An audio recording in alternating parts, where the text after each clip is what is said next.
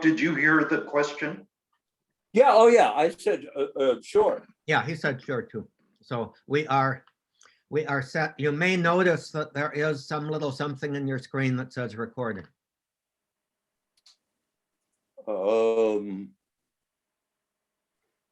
se ve. Yes, I do notice. Maybe on the upper left-hand corner, I don't know. But The upper left-hand corner is covered by your screen right now. oh, That's funny. well, I am a fan of Schönborn. Do you know some of his history? Yeah, he's he's a Dominican. He was the Archbishop of Vienna, replacing a pedophile archbishop in a pretty scandalous situation, and wrote the catechism, I think, or compiled it.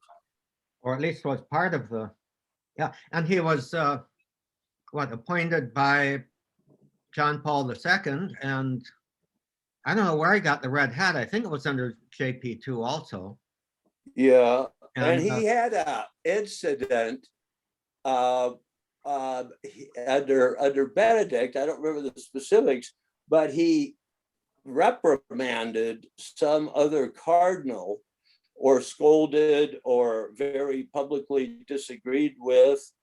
And I believe, Todd, you may remember, he was summoned to Rome, and Benedict sat the two of them down and said, "You don't publicly correct another cardinal." Close, at least. yeah, that kind of rings a bell. I don't remember any of the details. Yeah, I don't either. Yeah. But Schönborn was right on the merits of the dispute. Yeah. Whatever it was. He is according to Lacroix, he's the Universal Church's second most senior active cardinal. Yeah. So he must be pushing 80. I think he's, yeah, I think he's 75-ish. Okay. I guess I can always. 76, it says 76. in the article. Okay. Well, he's a mere slip of a boy. Yeah. So it's not age, but perhaps time in the red hat. I don't know. He's been a cardinal for a long time. Yeah. But he's, he's not a, and I think this is a really good thing for the, the anti-Francis people to be aware of. He is not a Francis appointee. So good point. Yeah. So he does, he does come successfully under JP2 and Benedict. Mm-hmm. Credentials. So I think that says something. You're thinking to the next conclave, or? I have a suspicion the next conclave is not going to want to go with another senior citizen who outlives expectations of activity.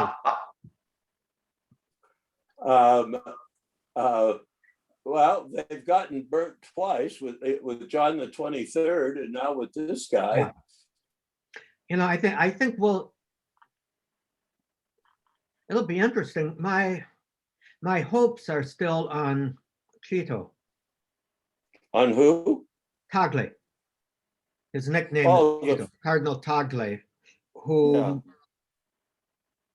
Francis appointed, gave the red hat to. I don't know if he's the one who appointed him Archbishop of Manila, but then called him to Rome to be the prefect of this congregation, I think for the evangelization of peoples, I believe. I'm not sure. which I think, My, whatever it is, it's a good position. It's not like, yeah, my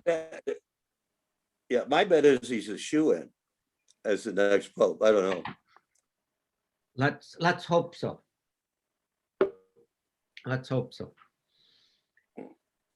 You know, my own reflections on that very unfortunate statement that should have remained buried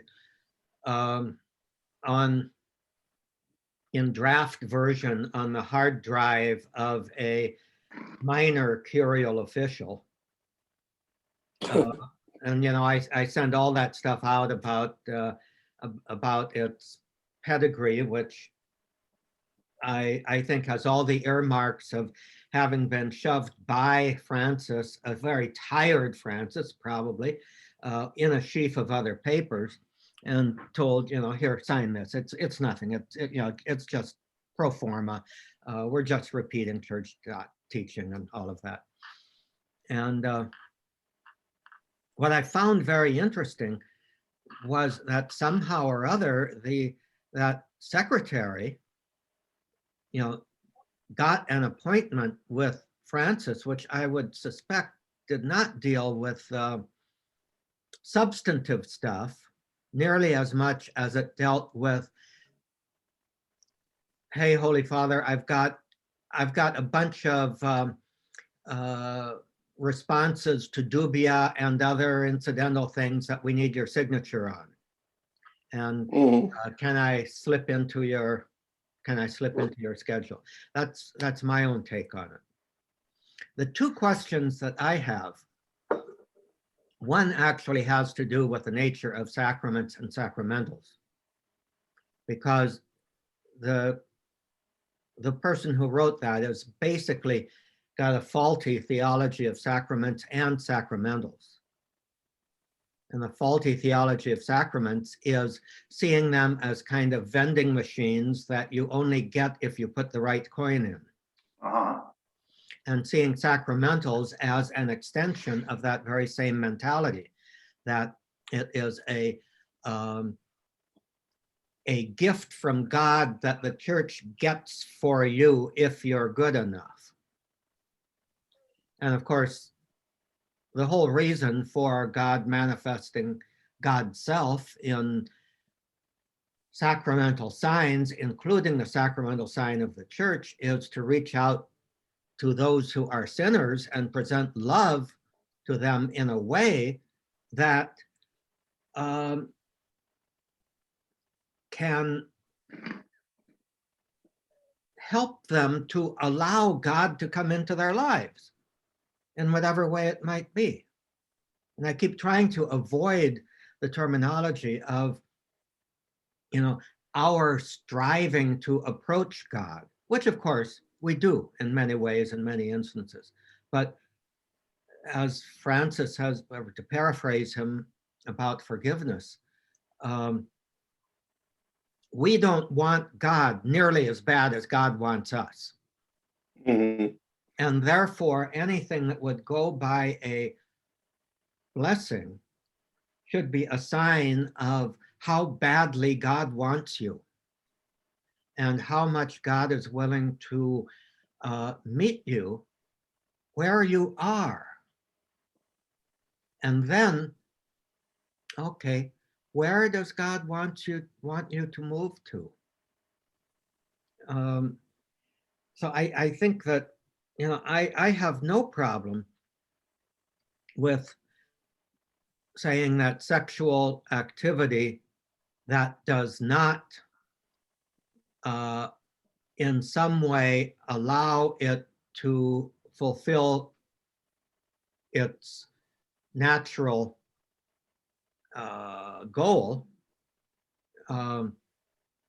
of procreation, that is something less than the ideal. But if we start talking in terms of how is something less than the ideal and what does that mean in relation to all of the other important, even essential elements of it, you know, I think we're talking in the right direction for real dialogue rather than just kind of labeling, well, something that falls short of the ideal is sin. Because, I'd like to back up just a little bit. Hmm. Because the way you packaged that description of God seeking relationship with us is very scriptural, and I think most devout Catholics would relate to it. I'm not so sure non-Catholics would. And that's the reason I like to discuss sacraments and sacramentals as an abundance of grace available to help us live a better life. right, And so I think it's a both and, Tom. right. Oh, I totally agree. Because to sort of, I hope, repackage without doing violence to what you're saying, helping us to live a better life is essentially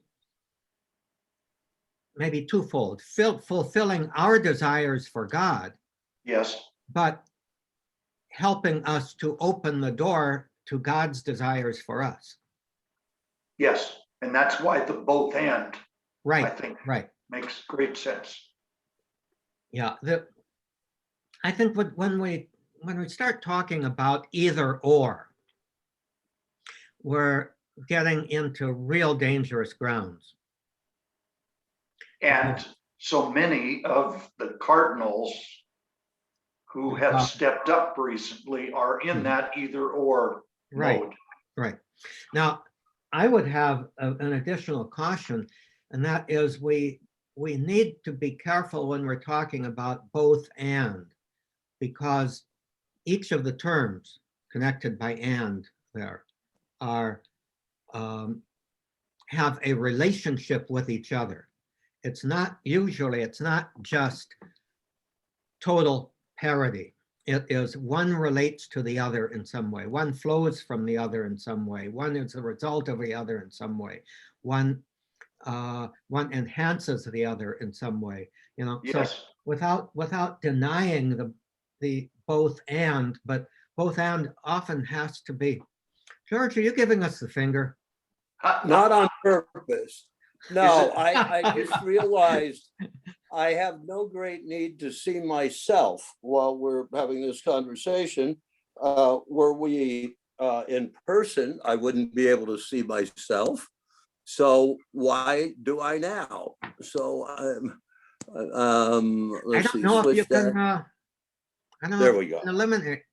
Were you able to eliminate yourself from the Well, I view? was able to kind of minimize myself. I'm now down in the right-hand corner. Oh, okay. All right. So you actually are on the right. On the right. Well, in some respects, there's been some movement over the years. Yeah, Yeah. like I'm no longer a Democrat. And holy cow, that was a big deal. Mhm. You know,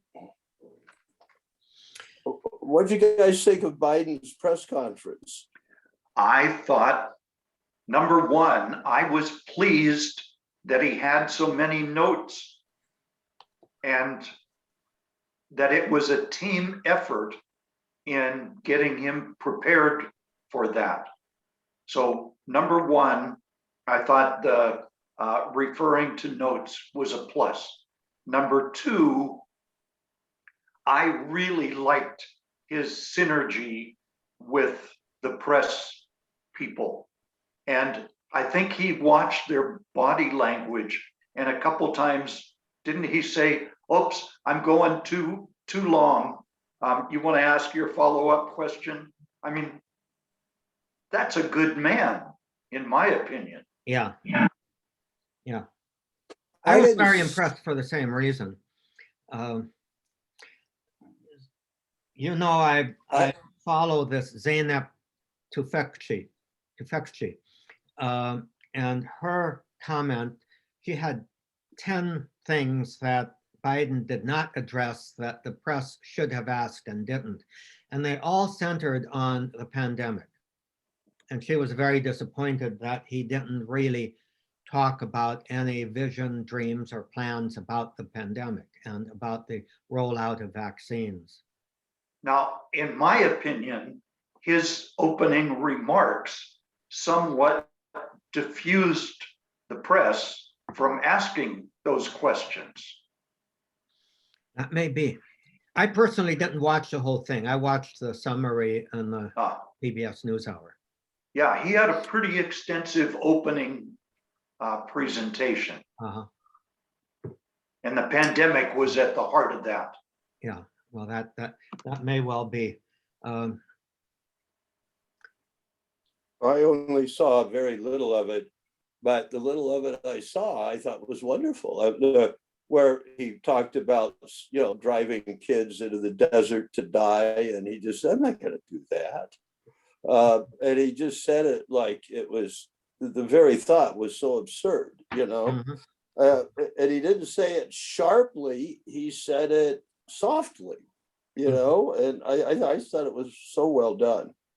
There was a point, by the way, where one of the reporters asked about the surge right now, and he was really well prepared. His response essentially was, "This is the surge that happened under Trump. I don't think you're going to say the surge happened because of Trump's attitude back then, and the surge didn't come because I'm a nice guy now. It's a seasonal surge." Mhm. Yeah, that had to do with the hot weather and lack. I thought that, I'd never thought of that, and Yeah, I thought it was a great answer.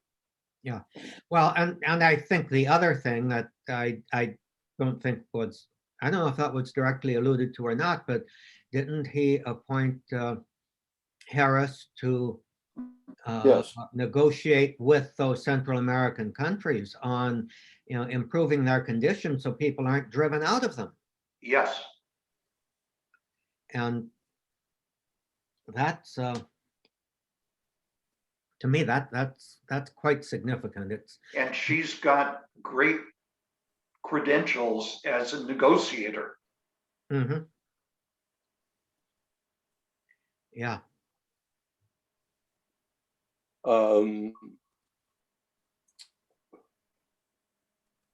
It's also, right of him, I thought, to shift the responsibility away from himself. I like that. Oh, go talk to Kamala. Yeah. Which shows a good sense of delegation. Hopefully there will be a renewed spirit of kind of empowerment for things to be developed and decided on grassroots level, which the right wing is always accusing the left of dominating over the local, while themselves dominating over the local. Yes, yes. And I'm kind of hopeful that we will have that we'll see a little bit more of empowerment of people on the ground locally to tackle their problems, and the government saying, not this is how you do it, but how can we help?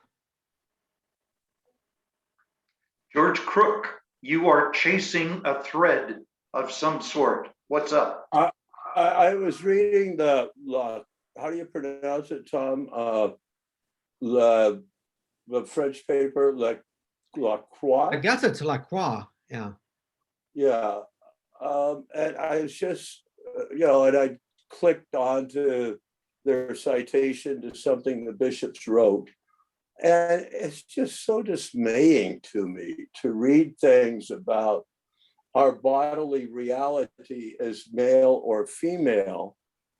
That's a phrase of the bishops, as somehow saying something. you know? Mhm. I mean, what is that? I mean, that's just nonsense. I mean, it seems to me, because these poor people with the sexual, what do we call it, diaspora or whatever it is, they don't Dysphoria. have the same bodily reality as male or female that the bishops are presuming every human being has. Mhm. Yes, Mhm. It's just absurd that they can't see that. How Mhm. can they not see that? Yeah. How can they, I mean, I've got to how guess, can they not see that? And even I've got to physically, guess there's a- most of them have not been in the confessional or doing ministerial work, or they would understand why the Jesuits would start with, where is this individual in his or her slash life? yeah. Well, given the scarcity of transsexual people that Tom documented for us, you know, what, 7/100% of the population? Tiny, yeah. Yeah, they could spend a lot of confessors are never going to run into one of these Yeah. people. However, you know, rethinking that 7/100ths is 7 people out of 100. No, I think 7 out of 1,000, I think it's 7 out of 1,000. Oh, okay.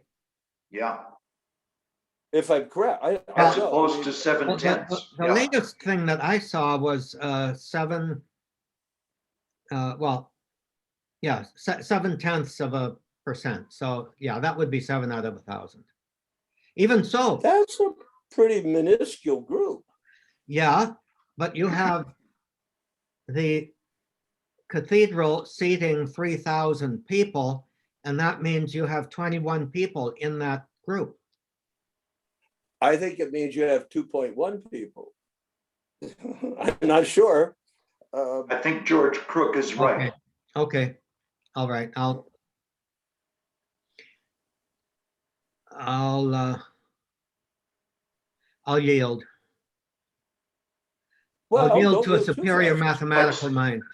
But Well, still, I find that improbable. So I've never had a superior mathematical mind to anybody. Uh, Let's see. The only reason I became conversant with the percentages was because I was a school teacher for 7 years, you know, giving grades and stuff. Yeah. still, I think our visit with Jesuitical procedure and casuistry is really appropriate here. I do too. Mhm.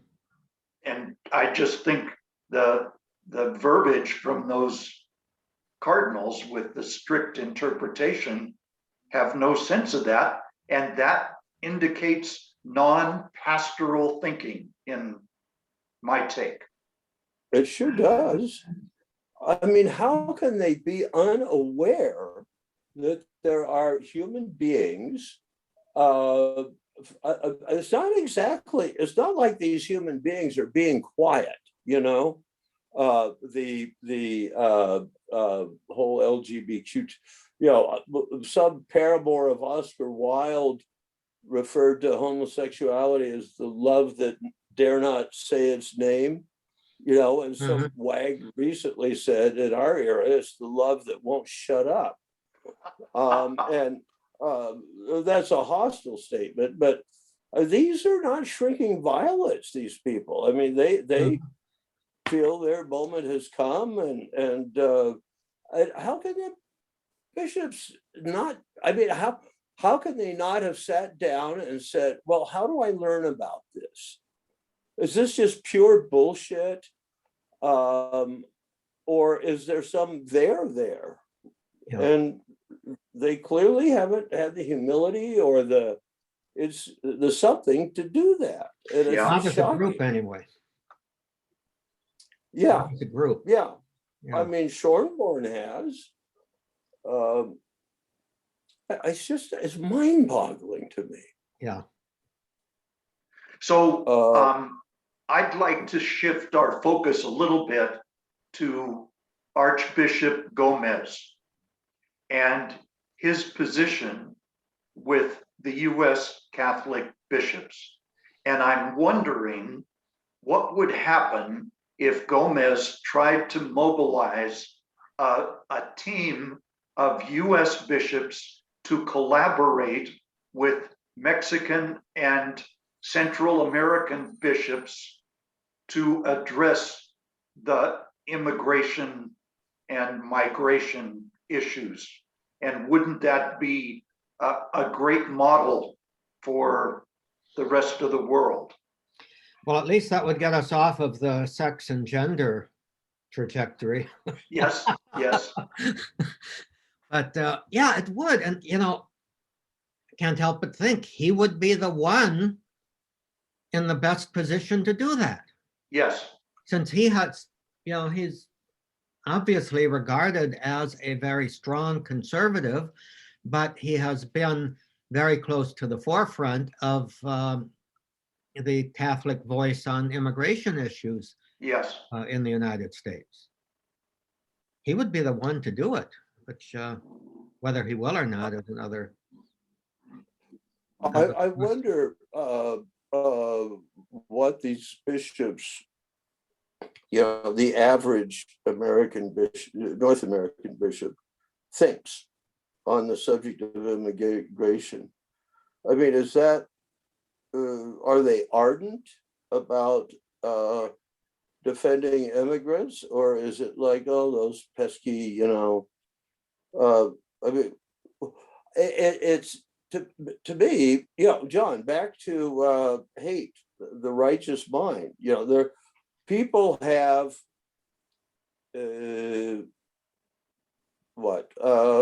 predilections to be conservative, generally speaking, or Yes. liberal, generally speaking. They're different sensibilities. And a lot of American bishops have a predilection to be conservative. Okay. Well, why would we think that they're easily and naturally going to depart from that on the subject of immigration, in which area the church is to the left of center, as we define it in American politics? Really, truly, are they going to be that easily? I mean, it's one thing, Gomez, I think Gomez is pretty cool on immigration, but, but it's a easy issue for him to make some shifts on because he's an immigrant. Yeah. But how easy would it be for Archbishop Naumann, the chairman of our pro-life group, that's really worried about Biden's soul? I don't know the answer. I mean, I just pose it in the question. Yeah. But I don't think they're going to storm battlements over immigration.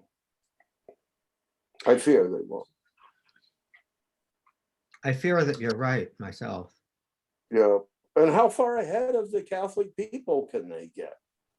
You can't have a bunch of spear carrying, battlement storming bishops leading our Catholic Anglo people anyway on this question.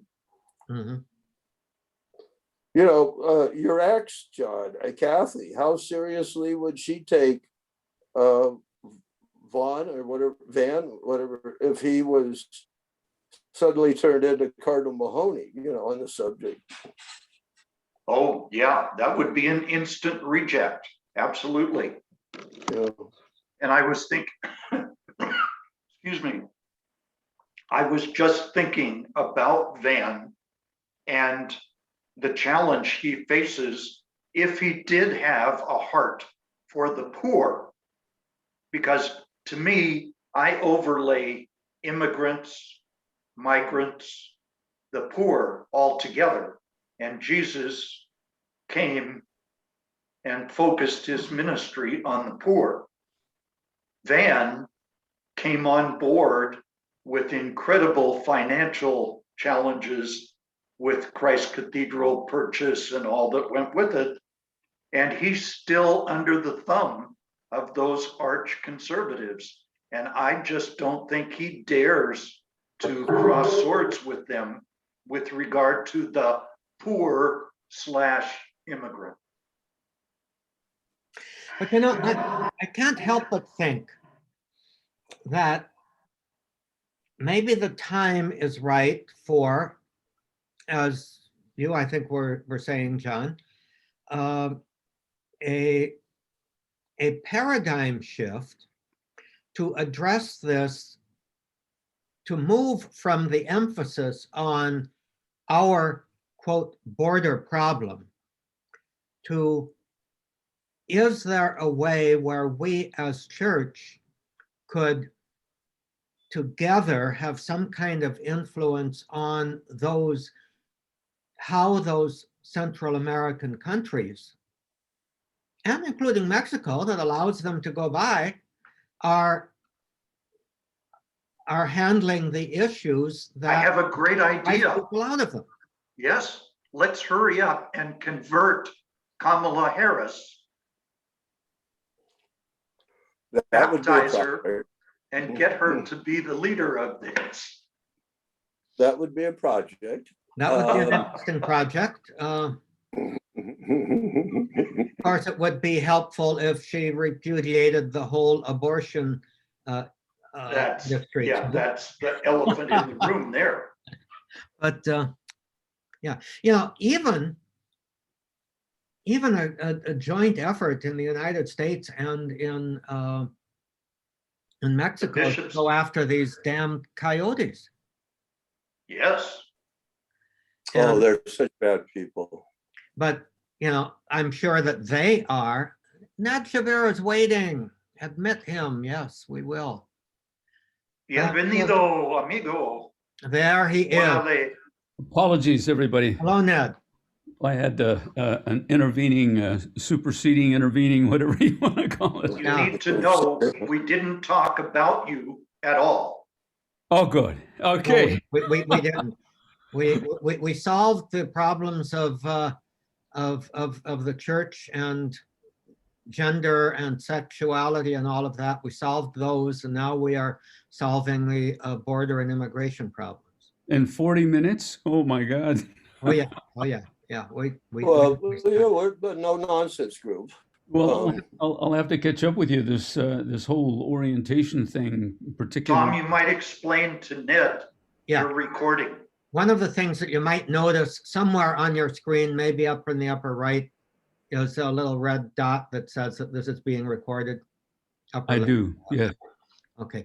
Okay. It was Go in part for your sake, and now definitely for George Farrick's sake, that because George, as you know, asked for an update. So rather than us, from each of our own point of view, giving him a summary, I thought, well, why not record it, and he can Perfect. Absolutely play it perfect. at his leisure, Yeah. and I'll keep it private.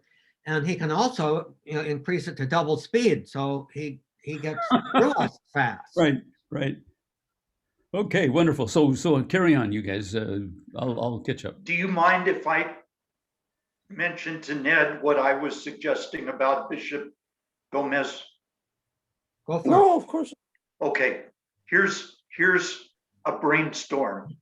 Why not get Bishop Gomez as the head of the American Catholic bishops to form a team of bishops who would coordinate with the Mexican and Central and South American bishops to jointly address the migration, immigration, all of those issues. What can we as Catholics together do to help resolve the problems of the poor and the immigrant? Wow. And particularly since the immigration movement is powered by the fact that they are fleeing for their lives Yeah. from what should be Catholic countries. Right. Now, You know, something like this would expose the influence, the real influence, um, and the limitations of Catholic bishops throughout South America. Uh, you know, let's just say that some collaborative thing is put together. Um, you know, what kind of influence can each bishop from each diocese in the affected areas bring to bear? Anyway, just Um, uh, in 1998, I and others, Chaboya, Tom Chaboya, John Harper, from this archdiocese went to Honduras right, I remember. as part of effort. But Steve Blair went, and the Diocese of LA was kind of trying to get a handle on what was going on in that country. Did Roger And take so- a lead in that? Yeah, the National Conference of Catholic Bishops wanted some feel for debt forgiveness because we were coming up on the millennium, and John Paul was all over the place with the need for a jubilee, a forgiveness of the debt of the poor nations. Yep. In which he was joined by this very interesting guy, Bernard Wolfenson, who was head of the World Bank.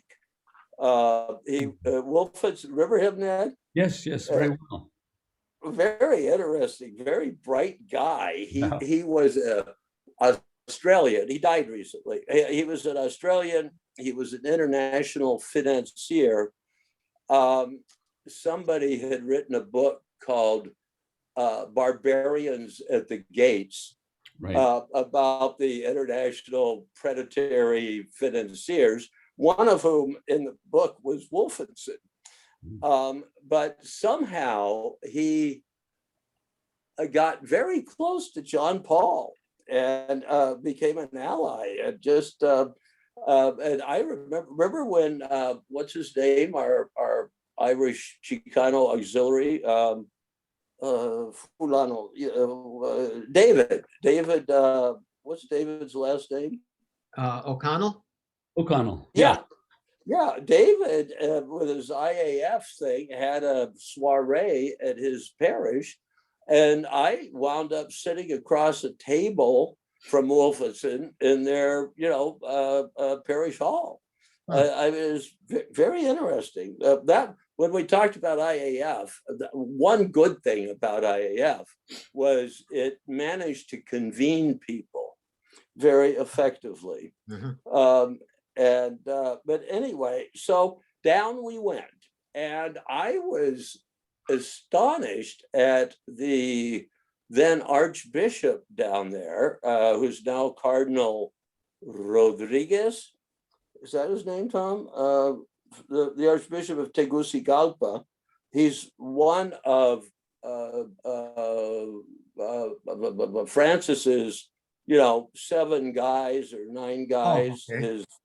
his cabinet. And it was just fascinating. Rodriguez is a Salesian. He came from a wealthy family, and at the time, he was reputed to control something, well, I don't remember the percentage, but it was well over a third, and it might have been well over half of the National Assembly. Wow. If Archbishop Rodriguez endorsed something, it would go through.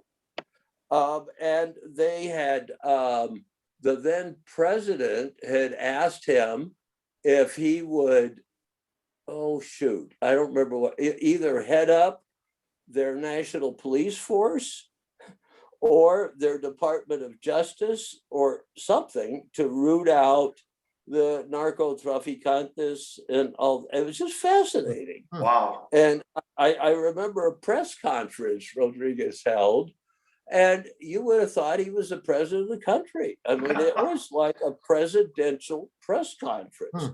And he has enough ego that he just loved it.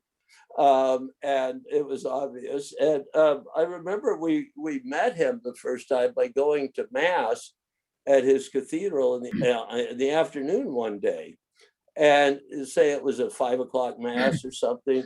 And we were there, we were waiting. Where's the Archbishop? And all of a sudden, this Toyota pickup truck comes screeching to a halt, and this priest gets out, and he's the guy. You know, I mean, he was just the most down to earth. It was like a liberal American's fantasy of a kind of Oscar Romero Latin American church, you know, was what it was like. And fast forward, we went to dinner because he was the host with the Attorney General equivalent of the country, the FBI equivalent of the country, and somebody else who was a chingon. I don't remember what his title was. And these guys at that time were building a nation, and they knew it. They had gone into the previous president and said, "You're done. We're taking over." Oh, it was the head of their Joint Chiefs of Staff had gone in and said, "You're done. We're taking over. We're going to run this country right." And build a true nation. And these were the people we were having dinner with. And they thought we were a lot more important than we were. But we sat there talking to them about building a nation, like we knew what we were talking about. It was extremely edifying, actually. And, George Crook, are any of those same people not around? Now, don't have gone. Gomez ear, any of that? Long gone. I mean, this was 1988, 98, I'm sorry. But it was quite an experience, actually. And I'll skip over all some stuff. But anyway, I mean, but these countries, they're extremely accessible, these folk. We had a soiree at the American Embassy, and the American ambassador was an idiot. Who was president of the United States in 1998?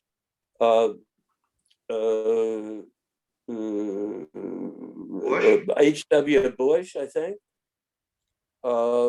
Let's see, in 2000. Oh, it was Carter. No, it was who was it? Clinton. Clinton 98. Well, this guy, the American ambassador, was a good old boy from Notre Dame who, you know, was a political appointee, and he was sincere, but he was not a first team member at all, and it was obvious. Bill Clinton. It was Clinton, yeah. Yeah, and so, but you know, and when we went up to the American embassy. It sits on top of a big bluff overlooking the city.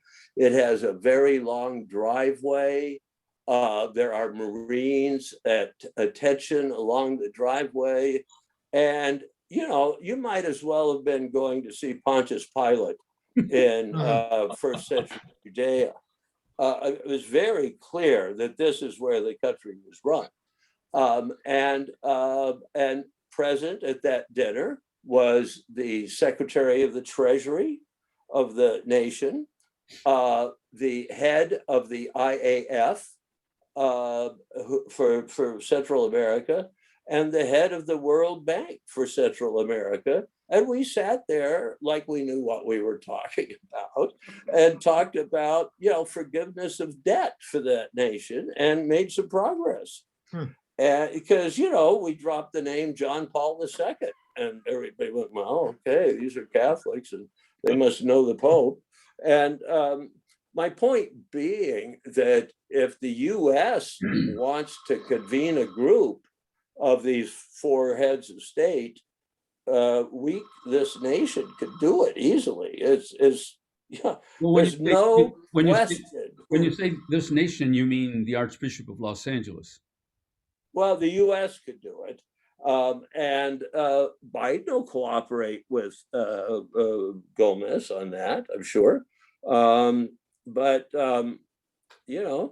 if, hell, Ned, let's get appointed to the Justice of Peace Commission again, and we can go down there with Kamala and meet with these people, and look important. It'd be fun. Yeah, But because the thing George was addressing was the fact that not Gomez as Archbishop of Los Angeles, but Gomez as the president of the conference. Yeah, well, Roger's name was thrown around, and Roger was the Archbishop of Los Angeles, but Roger was a cardinal, and still is, I'm told, but he was Roger. Roger was a world figure in those days, but certainly a national figure. Did you guys know that under international law, a cardinal of the Roman Catholic Church is recognized diplomatically as the equivalent of a crown prince of a nation? He might become the next head of the Vatican State. So when he comes into your, a military base like Fort Edwards or whatever it was, they stand at attention, and he's treated as a crown prince. Fascinating. That's interesting. And that's international law, huh? Yeah. I remember Jack Beatty. Tom, did you know Jack? Yeah, I did. Jack Beatty became a very close friend of Betty's and mine. And he was, in one of his exiles, he was up at Santa Maria and described the time Cardinal McIntyre came to visit the base up there. And he said it was incredible.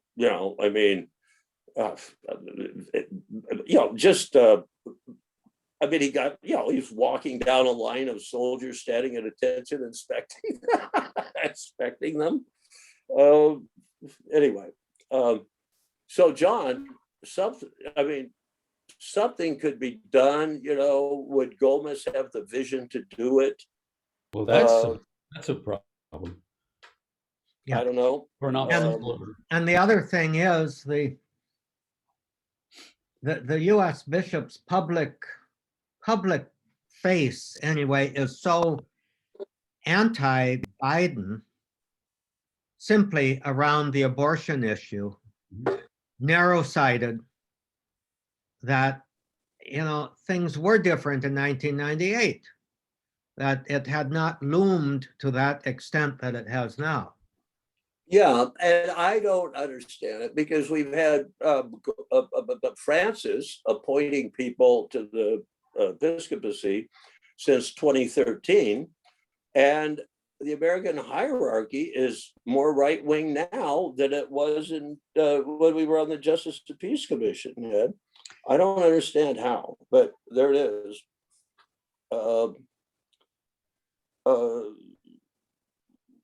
Now, gee, why not keep talking, George Crook? What the hell?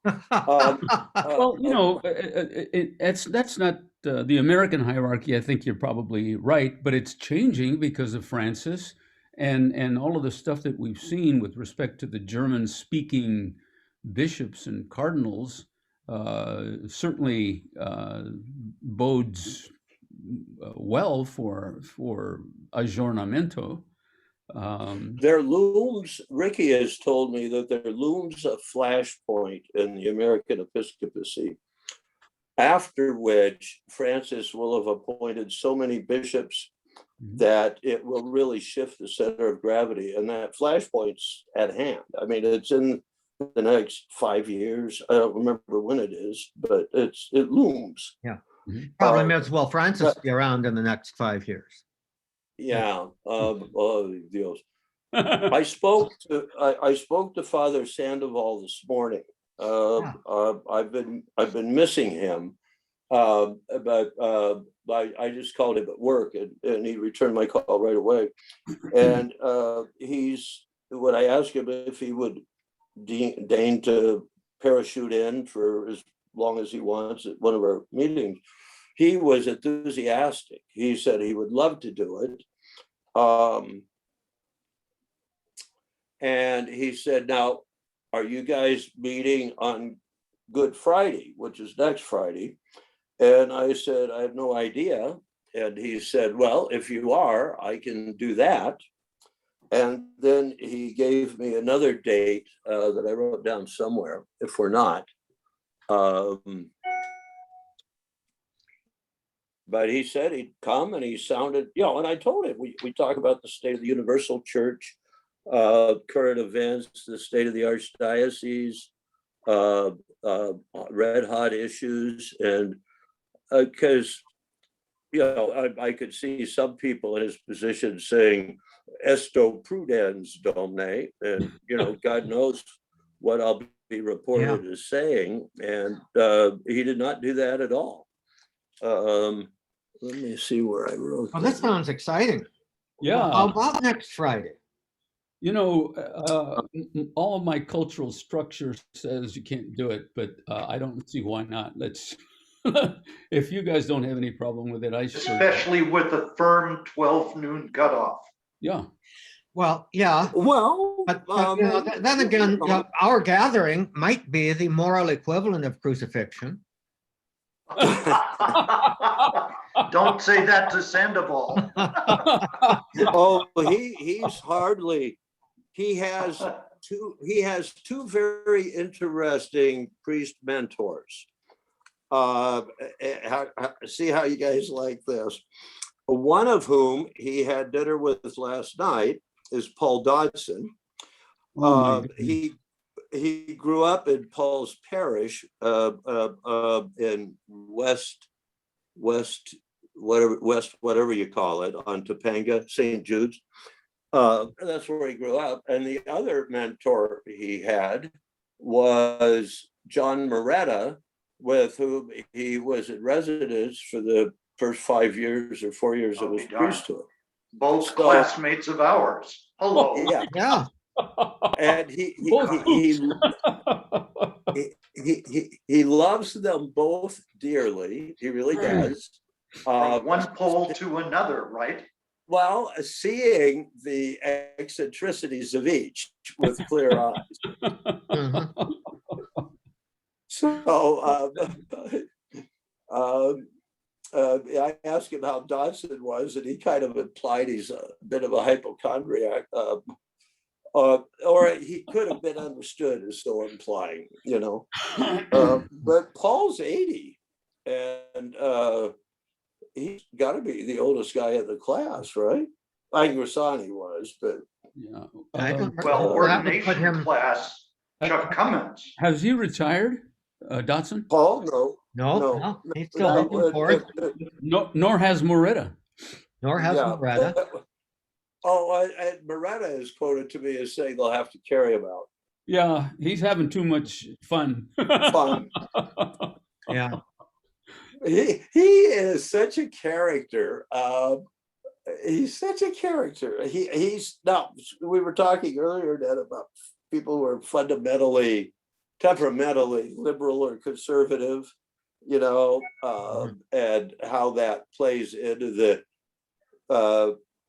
relative, in my view, tepidness of the American bishop's response on immigration as contrasted to, gay rights. But Moretta is temperamentally a conservative. Tom,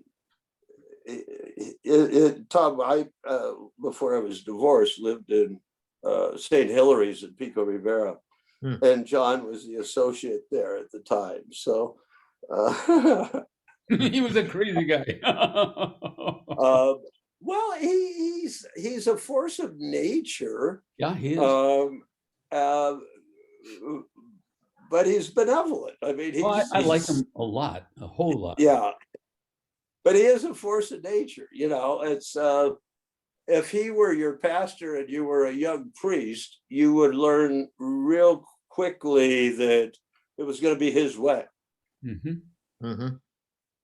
You know, He it would- wouldn't be he- less. well, one of our sons, our first son, went to first grade there at St. Hilary's, and Darlene would go pick him up or drop him off.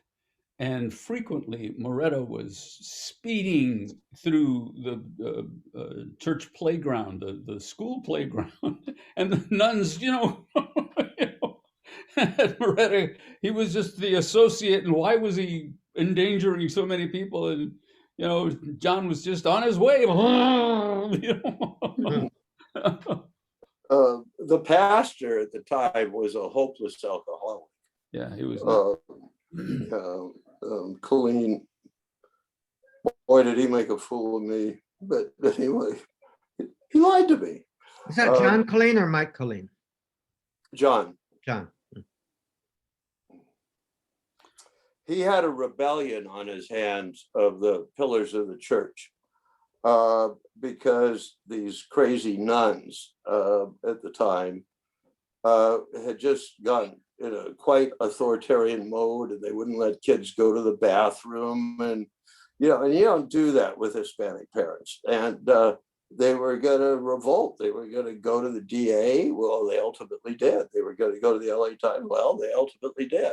Yeah. So I, came in and managed to talk them out of it. I was on this local school board and settled them down, and they were willing to work with the archdiocese, and I was going to be very involved, according to Father Colleen, George. And as soon as the parents said yes, Father Colleen said, "Oh, good, George. Now call Monsignor Meehan, and he'll tell you what the diocese wants to do." And what Monsignor Meehan wanted to do was get me out of the picture as a go-between, and have Monsignor Montrose come in and negotiate the problem, which Montrose did. And then it, of course, blew up all over the archdiocese. Such was life. He lied to me, Colleen did. Oh God, remembering all those old days. Oh Lord.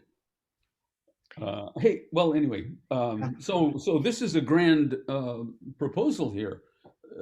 How George has, I think, outlined the possibility of some moderate or great success, I think. But we'd have to go about being very diplomatic about this whole thing. Does anybody have appetite for it? For trying to influence Gomez to influence the bishops as a body to do X? Yeah. Why don't we run that by Sandoval, who Yeah, is that's the what I man was thinking. Great idea. chancellor? Good start. Yeah. Yes. Yeah. Yep. Father Sandoval told me this morning that the whole diaconate program is going to be reorganized. That Gomez has approved of it, and I don't know what the changes are, but Father Sandoval was quite thrilled Mhm. because he thinks our diaconate program sucked, Tom, before. Yeah.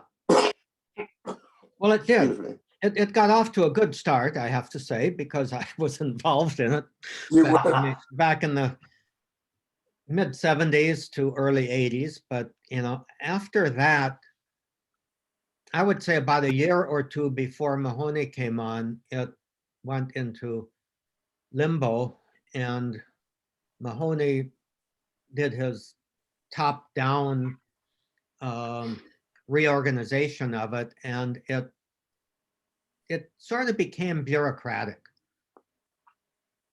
I think under, in its real heyday with the first guys who were ordained, it had a very family sort of orientation.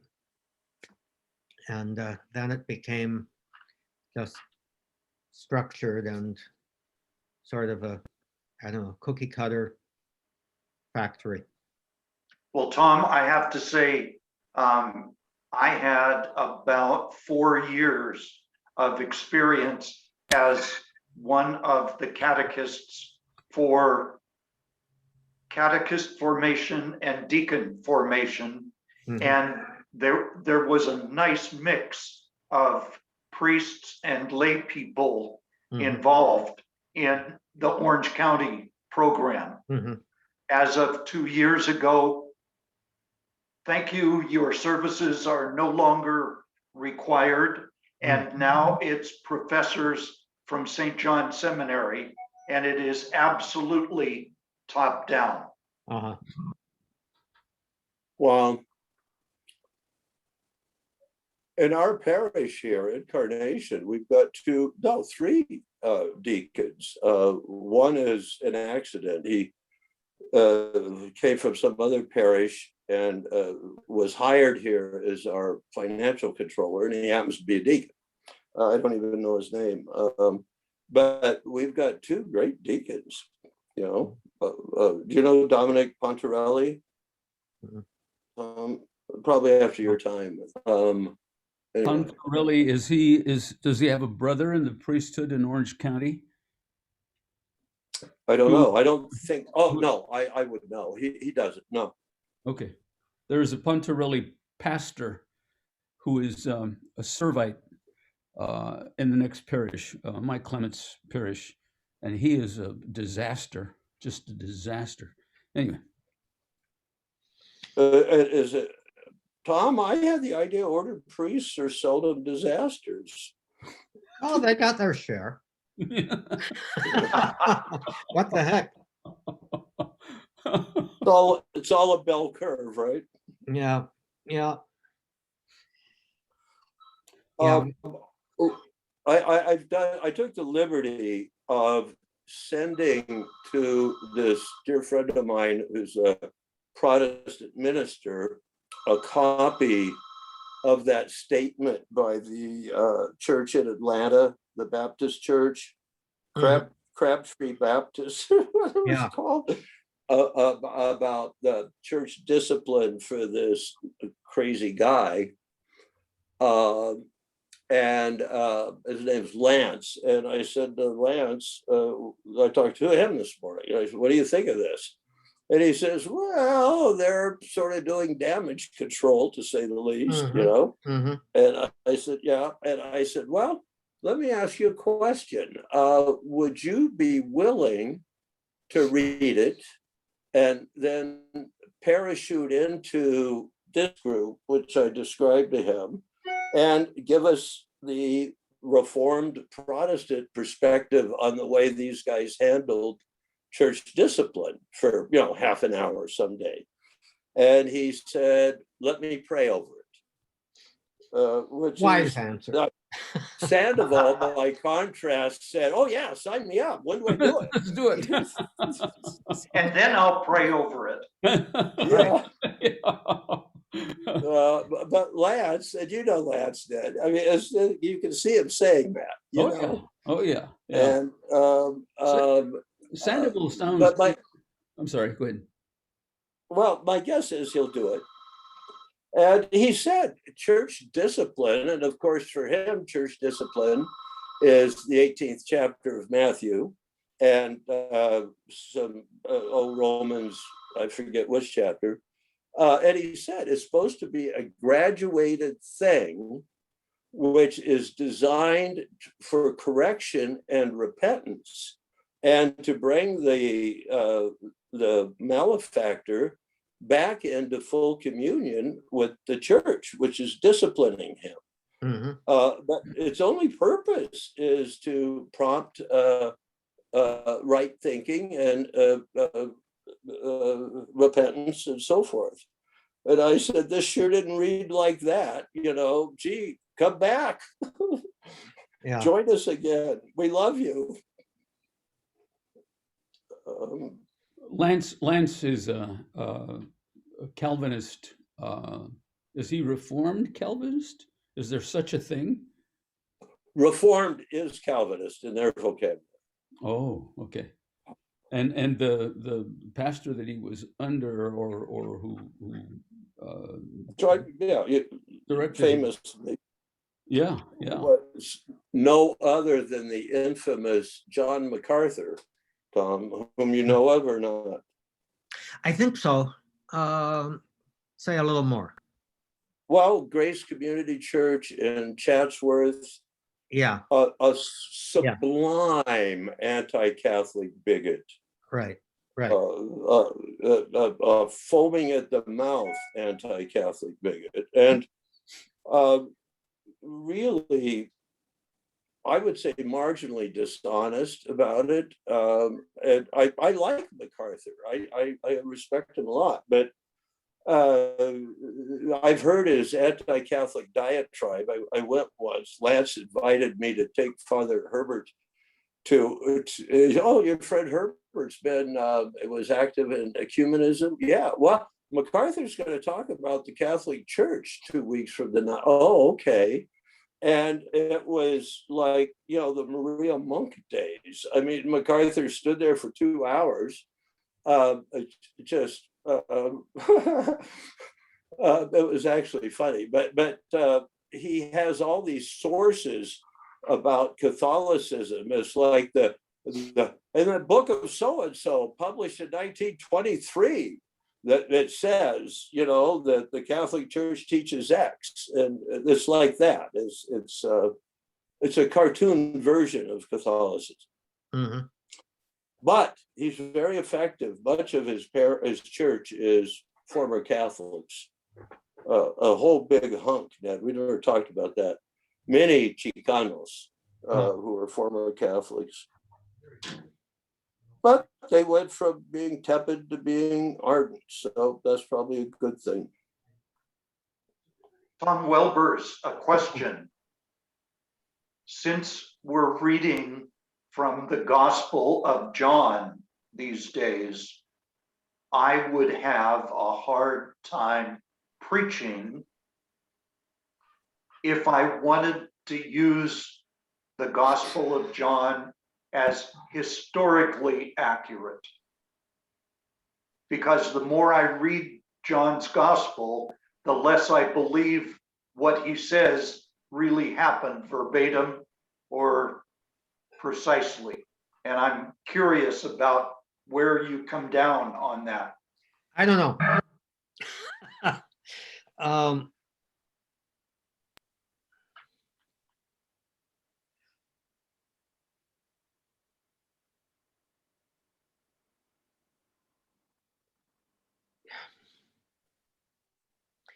I think John's gospel is historically accurate in the areas where it actually does reflect actual history. But in the areas where it doesn't, it's actually, a lot of it, I think, is second generation Christian polemics. Yes. In other words, probably the stories that the Johannine community remembered and massaged that got written down. Myself, I think John's gospel is reliable in the sense that Jesus was continually going from Galilee back and forth to Jerusalem. Yes. I mean, he was and occasionally across the Jordan. Like today's gospel. Often across the Jordan. He obviously had some association with John the Baptist, who was on the other side of the on the other side of the Jordan. Balancing that chronology with the synoptic gospels, who basically have Jesus up in Galilee until he goes to Jerusalem the week before the crucifixion. There has to be a much more complex geographical itinerary that John probably reflects a little bit more accurately. And But the fact that his mother would have traveled all the way to the hill country when she was first pregnant with him. it's not, I don't know, it's not that far-fetched, given the fact that if he did come from a very pious community where people from Nazareth may very well have made that pilgrimage 3 times a year. Back to the Essenes, perhaps. Yeah. And I don't know. I think it would be rather arduous to 3 times a year be making a trip that would take at least a week and a half to 2 weeks. But they were rather hardy folks back then.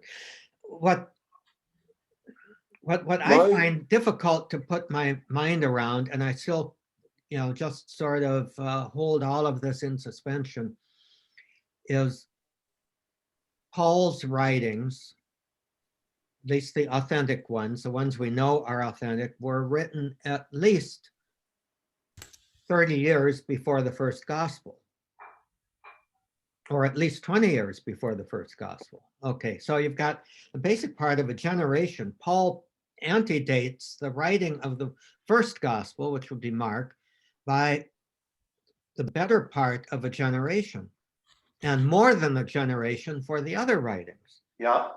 Okay. Paul says absolutely nothing about the details of Christ's life except that little vignette in 1 Corinthians about the Last Supper and the Eucharist, which is, how much of these stories of Jesus' teachings were alive and active in the communities that Paul founded. I suspect that they were. There was over the course of 5 to 10 years at that time, there were probably a lot of comings and goings among the leaders of those communities. I don't think Paul was the only one that did really, really extensive travel. He's the only one reported to have. But so, how much intellectual ferment there was. The other thing that this looking into the Essenes history revealed, and I just read this the other day in Bargel Pixner's book, was that the evidence is that the Jewish Christian, the Jewish Christ followers, of whom James, who was not one of the 2 apostles, but the one identified as a brother of the Lord, James was the first leader of, the first bishop of in Jerusalem. They were pretty much alienated and stayed alienated from the Gentile Christians that would be representative of the movement of Peter and Paul in particular. Yeah. And going into the second generation and third generation after the destruction of Jerusalem in 70 AD and the Bar Kokhba revolt in 120 something, where they fled to Pella, and they were pretty separate and didn't have a lot of regard for each other. They thought each other was heretics, basically, because one said you had to be Jewish, and the other one said, no, you don't have to be Jewish. And the Gentile faction pretty much won out and basically, wrote that the Ebionites, the remnants of the Jewish Christ followers, that they were heretics. Okay, so they won. Exactly what all that means, but what we have is within that whole ferment is when the Gospels were actually being written or compiled. And one thing, Tom, if I understand correctly, the to me, I mean, I've always seen the Gospel of John kind of like Bremer just described it. But I've learned in relatively recent years that the Passion account in John is thought to antedate the rest of the Gospel of John, to have been and to have been written very early. And I think, Tom, tell me if I'm right or wrong, to be the oldest of all the Passion accounts is that of the Gospel of John. It may be. That I don't really.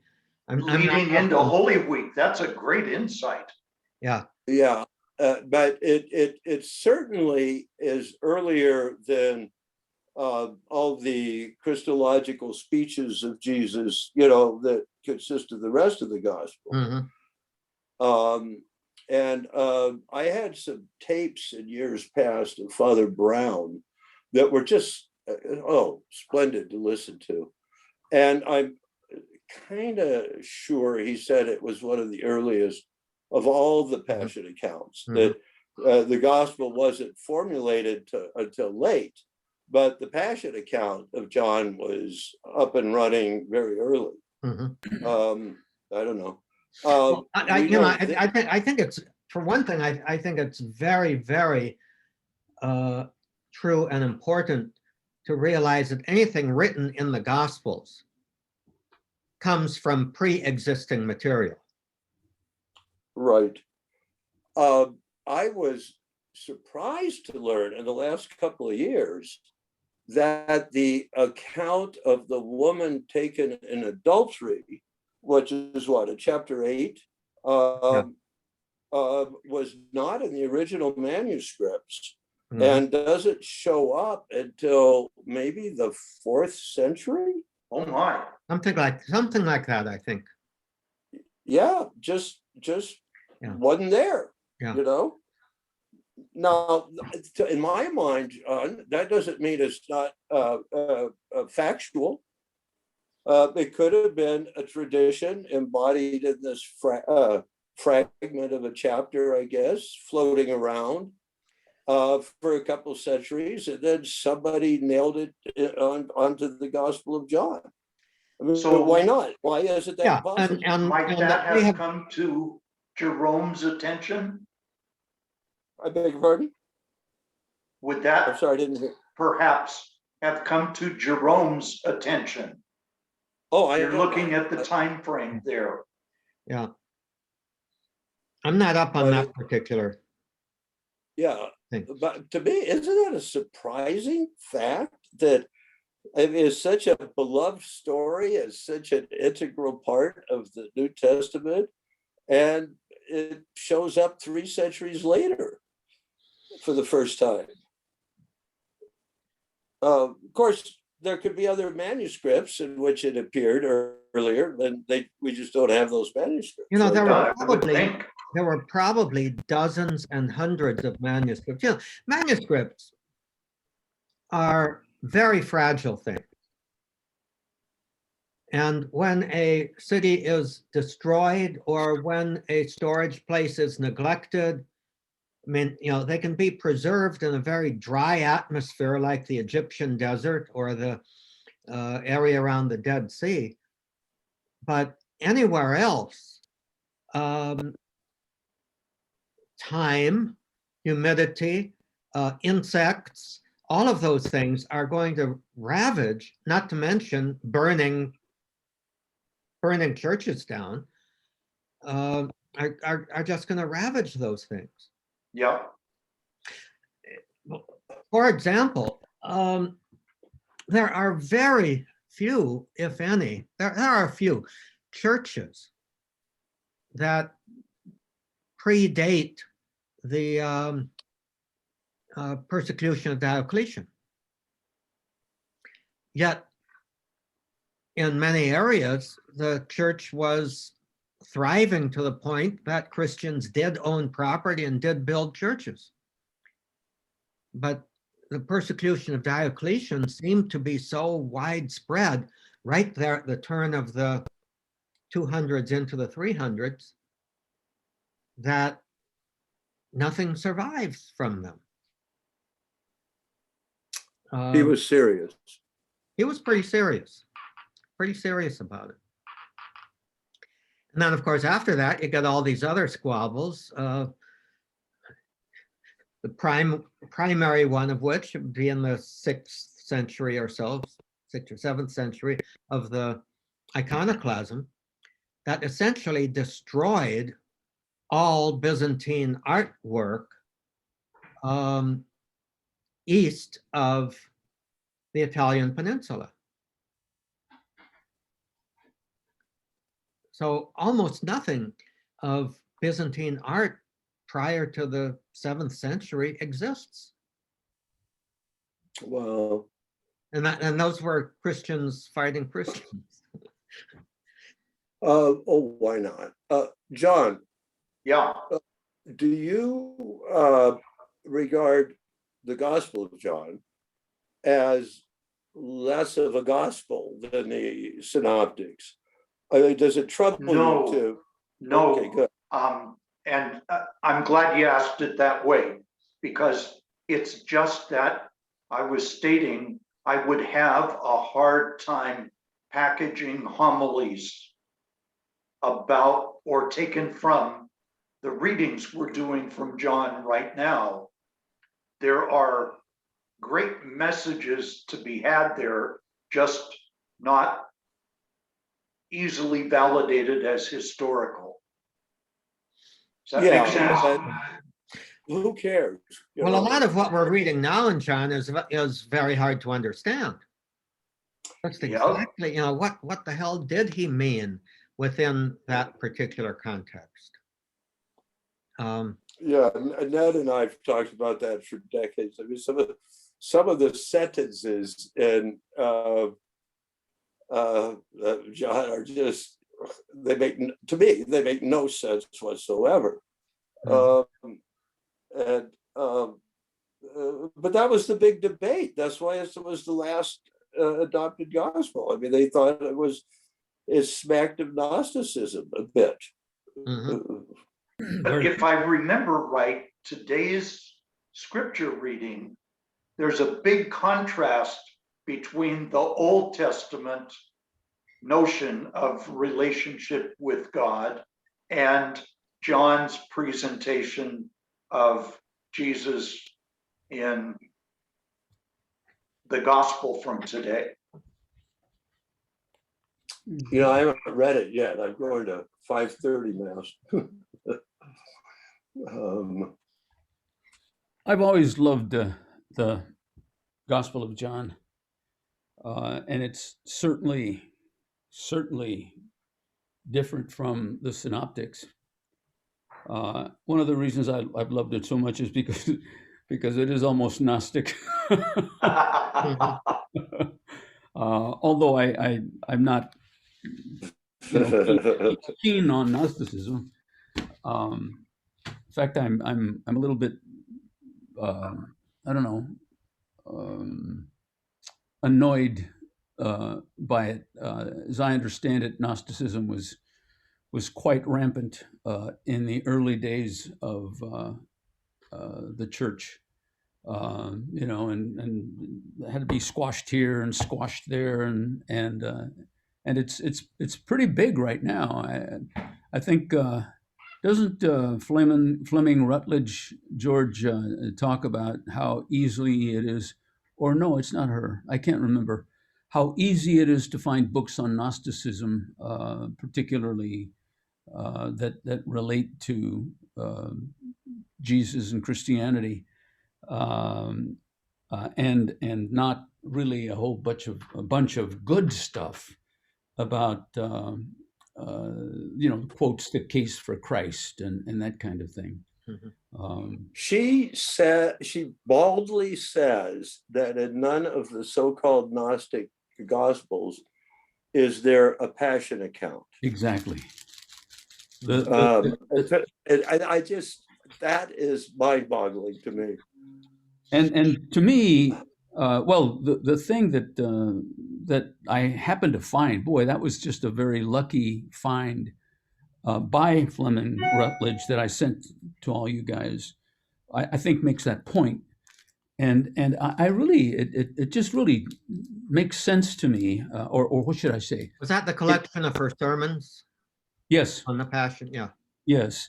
Holy That, Week, Easter. Yeah. yeah, and I asked you a question about it, about the current Gnostics, like Elaine Pagels and folk like that, who are, just one step or two steps away from, who was that guy that wrote the two movies that were so popular, the books for them. Anyway, doesn't matter. But I'm not sure whether this is romanticism or sentimentalism or what. But I really do believe that John's relationship with Mary did a whole lot to allow him not only his own rumination and meditation and inspiration with respect to what he experienced with Jesus, but conversations with Mary about Jesus and the points that Mary may have steered him in one direction or another, which I guess I've stopped reading Paklak's book on John because I wanted to first do the one on Peter. But Tom, you're reading it right now, aren't you? I'm probably, I think, on the 4th chapter of John in his book. Paklak. Yeah, one of the things that goes through my mind as we're talking about this is whatever extent Mary and Luke had this relationship of Mary sharing insights into her experience of Jesus and presenting her perspective, whatever that may be, I kind of balk at the idea that these were private conversations, because Did you misspeak when you said Luke? Yeah, you did say Luke. If I said Luke, I misspoke. It was We all interpolated. Okay. John. But I do think, and I think Raymond Brown kind of, how would I say, circles around this point too. Now we're talking about these Gospels not as somebody in an upper room writing them under, by candlelight with the Holy Spirit on his shoulder. But we are actually dealing with a dialogue, a conversation Sure. of a community taking place within a community. That I just can't see Mary sharing her stories. If she shared her stories, I can't see her doing so privately with John. Get your pen and paper out and put these down before I die. I think rather she was a lively, integral part of the Ephesus community that would have been hearing, understanding, and talking about these stories, and John would have too, and that would be the result of these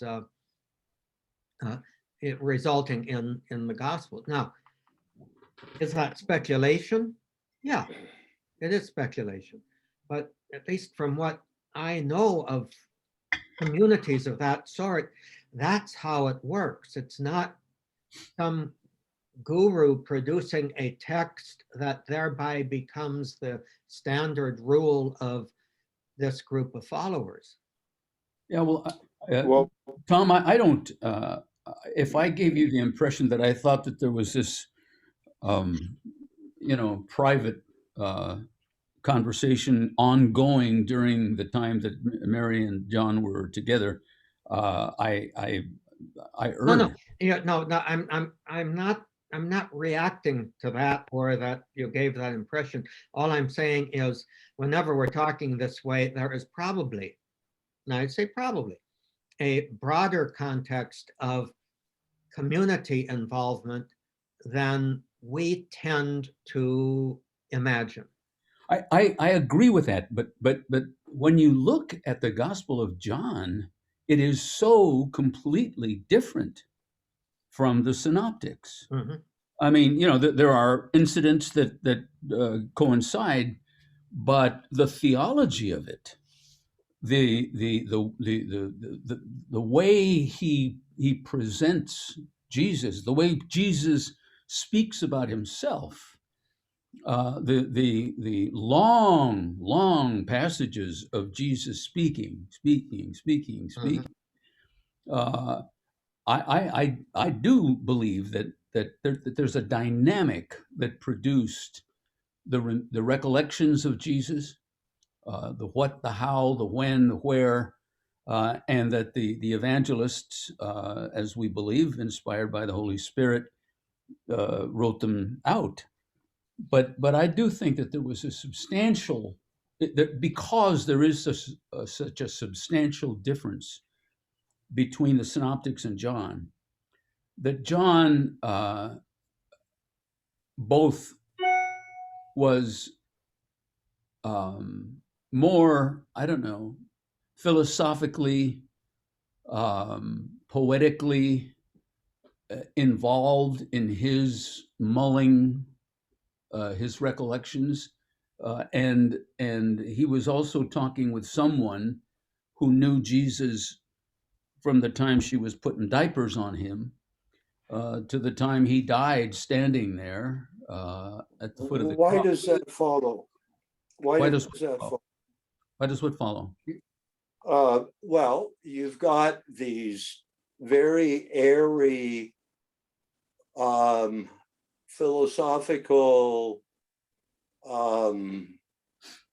ruminations about who Jesus is. And how are those tied to concrete anythings? I mean, why would they have any source in somebody who was putting diapers on? I mean, what about what John says connects it to concrete anything about Jesus's childhood? And whatever happened to Our Lady of Perpetual Help, who we all know was painted on the tabletop of St. Luke's home as he sat there listening to Mary talk about the infancy of Jesus, which show up in chapters 1 and 2 of his gospel. These are very, so it must be Luke who had. You know, there's an awful lot that we don't know. Well, George, People were traveling all over the place. You know, Yeah, did Mary die in Ephesus or did she die in Jerusalem? right? We don't know. There's two different. Who knows? Yeah. But George, are you just saying this is too airy fairy to be connected to any concrete event? In some instances, I would say, so what? If Mary and Joseph and the community, Mary and John, I'm sorry, I pulled a Tom here. Senior moment. If Mary and John and the dynamic of the community are going on, and John happens to be the guy that Jesus loved, and he's the only one that was standing there at the cross. He's the only one Well, that that's a big if that individual is the writer of the gospel. Maybe not. Well, So let me interrupt just for a second, because I would like to contrast the cerebral conversation there that we've just had with the notion of Lectio Divina on a daily basis where we read the scriptures and we reflect on them. If I am a person with a devotion to Mary, I will be enormously drawn to that notion that Mary and John shared what came from the foot of the cross. Not everybody is going to relate to that, and not everybody's Lectio Divina will work there. But what in your Lectio? Look, I believe the Gospel of John is true. You know, it depicts a very high Christology. It's correct. I'm all for it. What about it, though, is other than the marriage feast of Cana, what about it could possibly be traced to a conversation with the Virgin Mary? A lot of the stuff that you don't find, much of the stuff that you don't find in the synoptics. Look, Yeah. Like what? you know, Like what? wait a minute. First of all, you're questioning whether Jesus, at least I'm interpreting that you're questioning whether Jesus looked at Mary and said, "Behold your son," and John, "Behold your mother." You're by implication questioning that. Was he there or was he not? No, I think Jesus said that. So she was there and he was there. Well, but to whom? And is Not, the not to the guy who wrote the gospel. Well, very possibly to the guy that wrote the gospel. Maybe even probably. I don't know. It's on my list of things to look up, and I just don't get around to it. But well, no, if that guy didn't write that gospel, then there goes this theory about the nexus between Mary and the author of the gospel, right? If Right. the person to whom Mary was entrusted did not write the gospel, okay, here was the guy writing the gospel, and Mary was telling her stories to some other guy, So the guy that she was entrusted to. do we have so much evidence that the guy who was standing at the foot of the cross did not write the gospel that we need to just flush that? No, I don't think so. Well, And what I heard you say was it was probable that it was the guy. So somehow you've read somewhere from Raymond Brown or someone that, you know, maybe it was and maybe it wasn't. And Ray Brown says a bunch of things about maybe it was and maybe it wasn't, to with respect. Yeah, he seems to posit some community that's writing it. Yeah, yeah. But it is different, and it's got a mystical flavor. You know, I am in him and he is in me, and I want you to be in us. Oh yeah, All yeah. that stuff. And you don't find that. It's hold on just a minute. I'll be back. Keep going. Sure. I was watching Tom's body language. He's ready to spout. Oh, really? There's Well, something. good, because Something ready to come Yeah, out. yeah. I really agree with you, John. I think George, you've traditionally, at least in my experience with you, not cared much about Mary. You've not thought much about her. She was really kind of just a conduit, maybe, for Jesus, convenience, and maybe I'm characterizing it a little too casually. But that's well, I've thought a lot about her in recent years. Yeah. But and I you know, I always had the devotion to Our Lady of Guadalupe, which was very real and unattached from history, except the history of the Aztecs. And I've read so much about Mary in the last 3-4 years by people who are very, very Marian groupies. Oh, they love Mary as though they knew her, and you know, I mean, John Paul II was one of them, I think that when you really begin to look at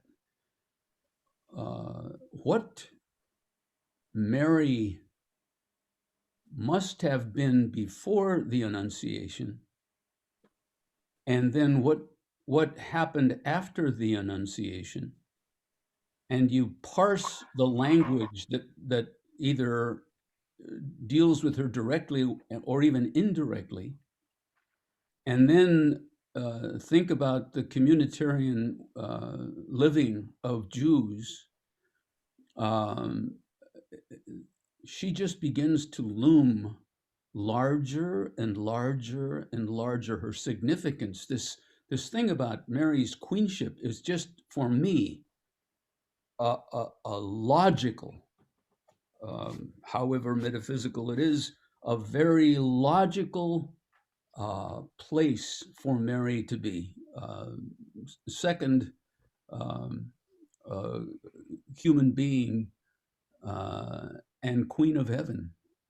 I mean, the uniqueness of someone being chosen to carry Jesus and to commit to all of the things that she had to commit to, the suffering that she went through, the puzzlement, the you know, she goes to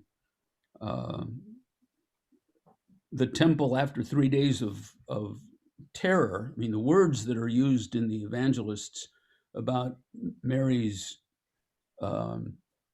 feelings and Joseph's feelings while looking for Jesus are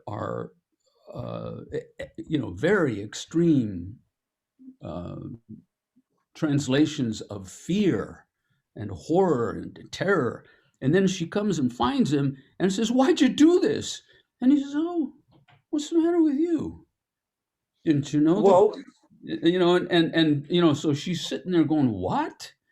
When Simeon says, "Sword's going to pierce your heart," and that the word for the sword is a large, two-edged, you know, honking thing, makes well, when you go through all those things, I began to become much more appreciative of who Mary is. but that's not what we're talking about. Well, what we're talking about is the experience of Mary, maybe the intelligence of Mary, and maybe the association of Mary with John, and what kinds of things transpired between her and John and others in the community, and what then John took from all of that and poured into his writing. That's what May I just intervene here?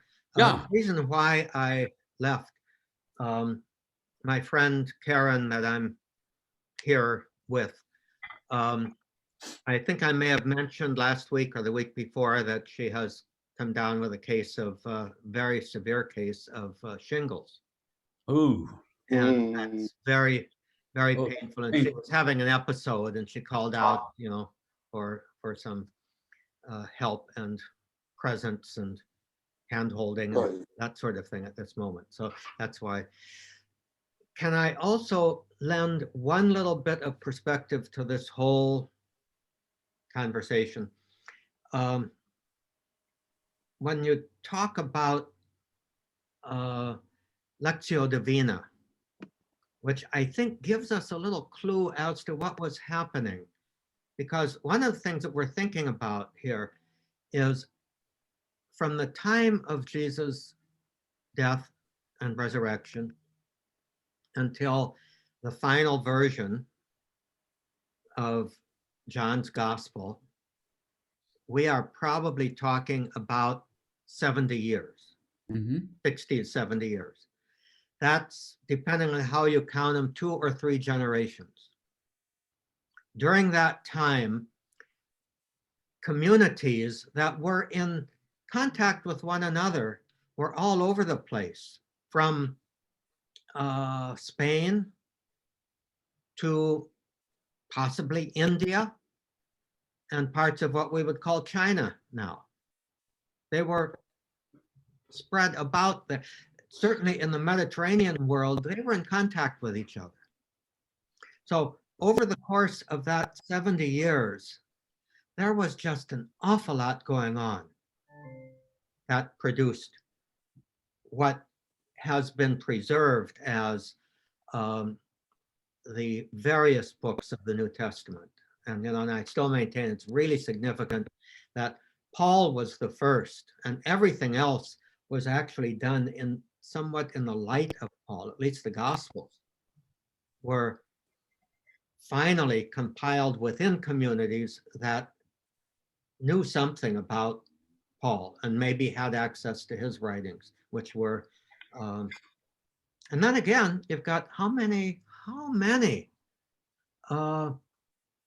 significant things were happening that never got written down, that may have given rise to conversations that eventually led to why these things were chosen, why those things were not. The Gnostic Gospels, as I understand them, are primarily sayings and teachings rather than miracles and events, and certainly don't have the passion or the resurrection, which then probably influenced Islam, because Muslims deny that Jesus was crucified. That, you know, they maintain that it was somebody else. There was a mistaken identity, or somebody substituted for him. Oh, I didn't know that. Yeah, I think that's in the Quran. 600 years later after the crucifixion. Yeah, but representing traditions that were alive even in Christian circles around that time. From what I've been able to study of the of Islam, and there was a time when I was, you know, reading everything I could about it. From my recollection of that time, I pretty much came to the conclusion that Muhammad, and whatever you make of that revelation, was actually doing it within the context of a lot of ferment among various factions of Christianity. I mean, that was a time when you had Nestorians, you had Monophysites, you had Arians still here and there, and you know, he was saying, wait a minute, let's all get back to the one God. And so whatever that's worth, that's an oversimplification too. I'm going to have to go now. I am excited about Sandoval. I'm excited about the possibility that somehow we might be part of influencing Gomez or the bishops in general to create some of that inter-American dialogue, and look forward to next Friday. Well, wait, are we on Friday? Or are we on for Friday? Yeah, I'm fine with it. I'm good too. Okay, So I will tell him that. Yeah, let's go for 10 o'clock on Friday. Yeah. Hey, Ned. Yes, George. Just to be kind of quasi-clear, I could see the argument you're making much better if the argument were, or the assertion, you know, et cetera, suppositions were, well, look at chapter 2 of the Gospel of Luke, this wonderful, you know, painful cry de coeur of Mary about finding Jesus again in the temple. Boy, Mary must have been very close to Luke and told him all these things. You know, that would make a lot of sense to me in theory. Mm-hmm. But it seems to me the challenge to whoever this guy is And I'm actually saying this with humility. I'm not saying it's inconceivable, but it strikes me as improbable. Don't those of you who, or he, at least the progenitor of this theory, doesn't he have to go to the Gospel of John and say, well, look at this verse. The influence of the Virgin Mary on the author of this verse is manifest. I mean, here's what it is. How could it be otherwise? I mean, how do you take the etherealness, for want of a better word, of John and tie that to the stories of somebody changing diapers? I mean, what's the connection? What do they have in common? She pondered all this in her heart. Yeah, and it's Well, she didn't. Did she ponder Jesus saying, is it not written in your law, you are gods? If it calls them gods to whom the word of God came, the scripture cannot be set aside, could you say that the one whom the Father has consecrated and sent into the world blasphemes because I said I am the Son of God? And you're going to tie that to Mary? I mean, Well, wait a well, minute, George. maybe, So- but so wait a what minute. about it bespeaks Mary to you? Well,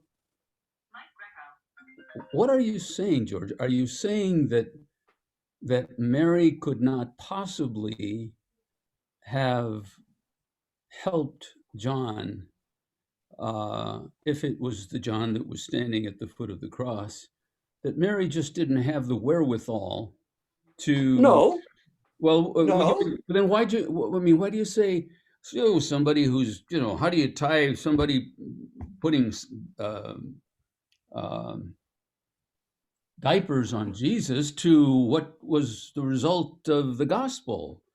Oh, no. This guy came up with a theory. Who And his May I theory is- interject? May I just interject one thing, because I really do need to go. I would like to try an experiment here, Yes.